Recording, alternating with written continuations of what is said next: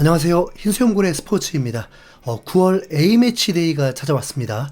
이제부터는 2026 북중미 월드컵 아시아 최종 예선으로 돌입을 하게 됩니다.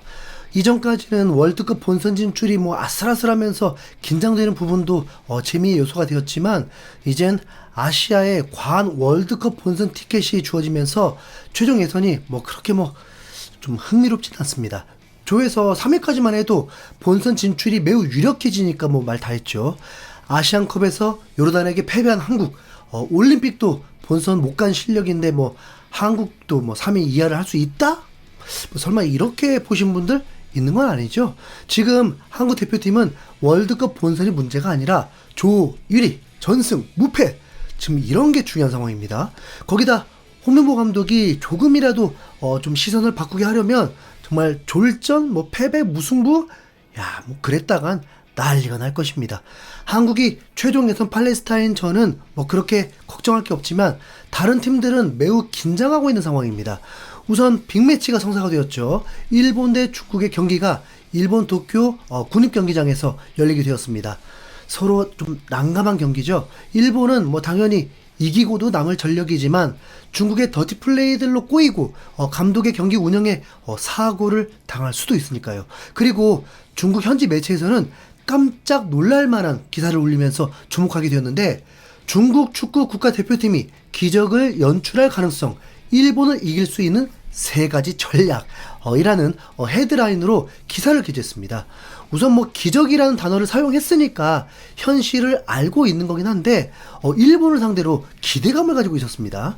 중국 대표팀은 일본 축구팀과의 경기에서 충격적인 결과를 일으킬 가능성이 있다. 외부에서는 중국팀이 힘겹게 버티며 경기를 마칠 것이라는 의견이 많지만, 이반코비치 감독의 3가지 묘책이 이 정해진 운명을 바꿀 수 있을 것이다. 팬들이 여전히 과거 패배의 기억에 빠져 있을 때 이반코비치는 세대마다 인재가 나온다는 것을 행동으로 증명했다. 그동안 팬들의 속을 태우던 선수들은 더 이상 국가대표팀에 선발되지 않았다. 이는 단순한 우연일까? 아니면 이미 계획된 혁명일까? 어쨌든 이반코비치의 신중한 조정은 팀 내 독소를 효과적으로 제거했다. 주전자리를 차지했지만 좋지 않은 모습을 보이던 늙은 관록 선수들이 교체되면서 사람들은 중국팀의 위기가 실력 때문이 아니라 정신적인 무기력함 때문이라는 것을 깨달았다. 특히 주목할 점은 이반코비치가 과감하게 젊은 선수들을 기용하며 그동안 노장 선수들에게 의존하던 관행을 깨뜨렸다는 것이다. 다른 감독들이 망설이는 동안 그는 과감히 셰원농, 바이어라무, 장성룽 등 신의 선수들에게 생사를 건 시험대에 올렸다. 이는 모험이라는 의견도 있지만, 이반코비치는 피로 경험을 바꾼다는 전략을 믿으며 이 젊은 선수들이 중국 축구가 침체에서 벗어나는 핵심이 될 수 있다고 본다. 이반코비치의 개혁은 여기서 그치지 않았다.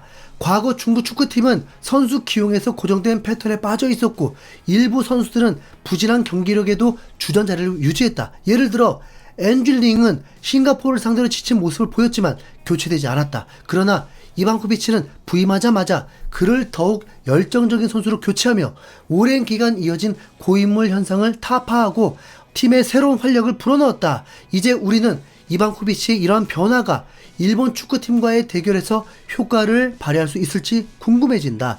비록 확실한 답은 없지만 중국 축구팀의 새로운 분위기는 분명히 느낄 수 있다. 더 이상 지친 팀이 아니라 투지와 용기로 싸우는 팀이다. 고사에 말하듯 부서지지 않으면 세워지지 않는다. 어쩌면 이반코비치의 돌파 행동이 중국 축구가 침체에서 벗어나는 중요한 첫걸음일지도 모른다. 경기는 아직 시작되지 않았지만 이미 긴장감이 감돌고 있다. 과연 중국 축구팀이 반전을 일으킬 것인가? 아니면 다시 한번 실망을 안길 것인가? 우리 모두 기대해보자.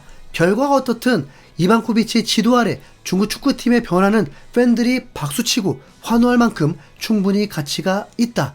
미래의 중국 축구팀은 과거의 그림자가 아닌 무한한 가능성으로 가득한 새로운 장이 될 것이다. 네. 그래도 일본을 상대로 자포자기를 하는 분위기는 아니었습니다.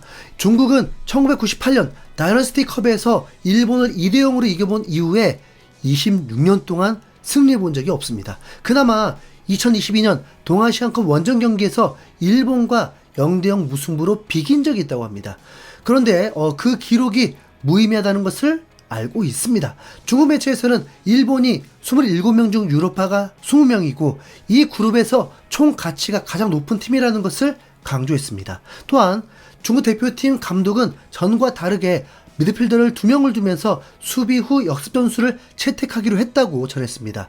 한편 중국은 경기 전 인터뷰에서 우레이가 나왔는데 우레이는 이번이 월드컵 마지막 도전이고 월드컵은 모든 선수 인생의 큰 꿈인 만큼 자신도 열정과 열망으로 가득 차 있다고 말했습니다. 우레이는 현재 91년생 33살인데 중국 대표팀에서 매우 중요한 스트라이커입니다. 그리고 아직 기량이 죽지 않았는지 8월 한 달간 8골을 득점을 하면서 놀라움을 주었다고 합니다. 거기다 갑자기 중국 매체 소우닷컴에서 헤드라인으로 우레이를 자랑했는데 그게 2024년 현재까지 전 세계에서 가장 많은 득점을 한 선수가 바로 우레이라면서 대문짝만하게 자랑하고 있었습니다. 그러면서 조사기관도 소개를 하는데 개인적으로는 처음 들어보는 IFFHS라는 국제축구 역사 및 통계 연맹이라는 곳인데 리그에서만 28골을 넣었고 컵대회에서 3골, 국가대표로서도 4골을 넣었다고 합니다. 기록으로 보면 혼란이 4위고 토트넘이 원하기도 했던 요케레스가 2위였습니다. 그러니까 혼란을 넘었다는 둥 헛소리까지 합니다. 왜 우레이가 리그에서 28골을 넣고 이번 2024년 전 세계에서 가장 많은 골을 넣었다는데도 아무렇지도 않고 위협적이라고 느껴지지도 않을까요? 우레이가 일본에게 한 방 먹일 수 있다면 그땐 인정해드리겠습니다. 일본은 모리야스 감독이 오랫동안 맡았는데도 실점을 좀 고찰합니다. 아시안컵 때도 전 경기 실점을 했었죠.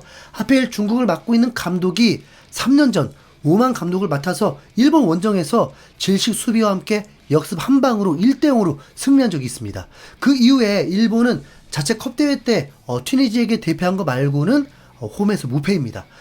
오래된 일도 아니었기 때문에 이반코비치는 최소한 일본을 경험했고 이기기까지 했었기 때문에 상대를 할 줄 안다는 거죠. 중국 선수들이 오만과 비슷한 레벨이라고 볼 때 중국 선수들이 전술 이해도만 좋다면 정말 사고를 칠 수도 있을 것입니다. 중국 감독은 일본이 아시아 넘어서 세계 최강 중 한 팀이라고 치켜 세우기도 했는데 중국은 이번 9월 A매치에 많은 거 바라지 않고 있습니다. 무승부하고 홈에서 승리하면 조 3위 안에도 희망적이라고 보고 있습니다. 중국과 일본이 속한 조는 C조인데 일본, 호주, 사우디아라비아, 바레인, 중국, 인도네시아입니다. 솔직히 한국이 속한 B조보다 더 관심이 갈 정도로 정말 흥미진진합니다. 내일 경기는 한국 팔레스타인, 일본 중국전 뿐만 아니라 모든 경기가 치러집니다. 신태용 감독이 이끈 인도네시아도 사우디아라비아를 상대합니다. 사우디아라비아는 북중미 월드컵 다음으로 월드컵을 개최하기로 했죠. 동기부여가 확실한 상황입니다. 하지만 신태용 감독이 이끄는 인도네시아도 유럽 세력에 혼혈 선수들이 많아서 이제 만만치 않을 것입니다. 인도네시아가 한국도 이기지 않았습니까? 네, 인도네시아의 선전을 응원하고요.